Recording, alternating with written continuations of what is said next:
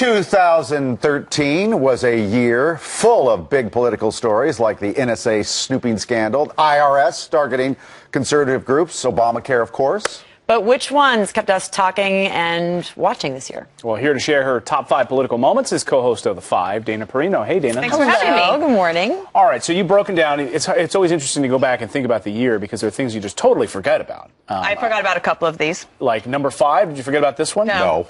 I think that the NSA leaker, Ed Snowden, could possibly actually be the most consequential political event of the year, if not in our...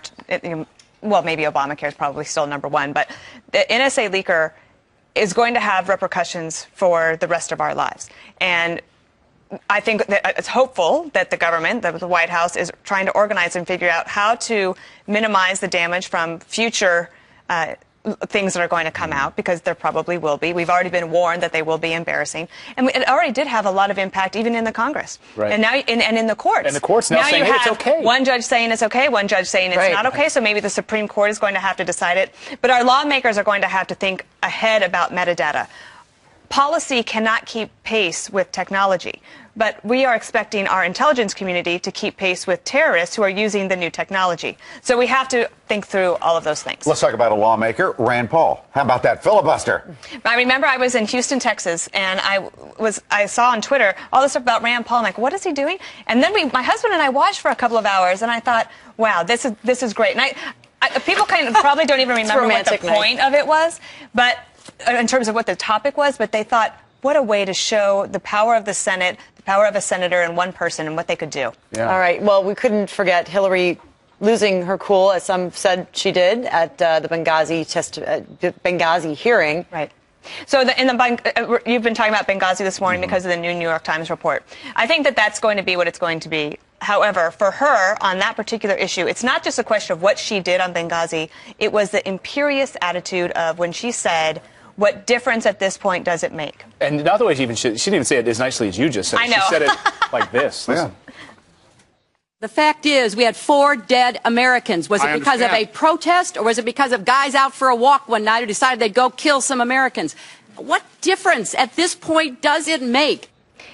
Now, she will say, her defenders will say, she didn't mean it in the way that everyone seemed to take it. But look, it's on tape, it's how it sounded, and it has become the catchphrase for almost any political problem. And it will be in a political ad. Definitely. Very soon. Number 2 on your list, Lois Lerner. Lois Lerner, do you remember? So this is the woman who was in charge of the IRS investigating conservative groups. Right. But the president actually had he broke into network programming at 6 p.m. live from the East Room to say he was outraged. He wanted to get to the bottom of this.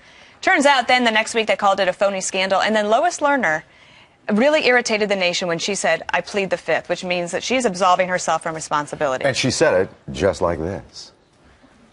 While I would very much like to answer the committee's questions today, I've been advised by my counsel to assert my constitutional right not to testify or answer questions related to the subject matter of this hearing.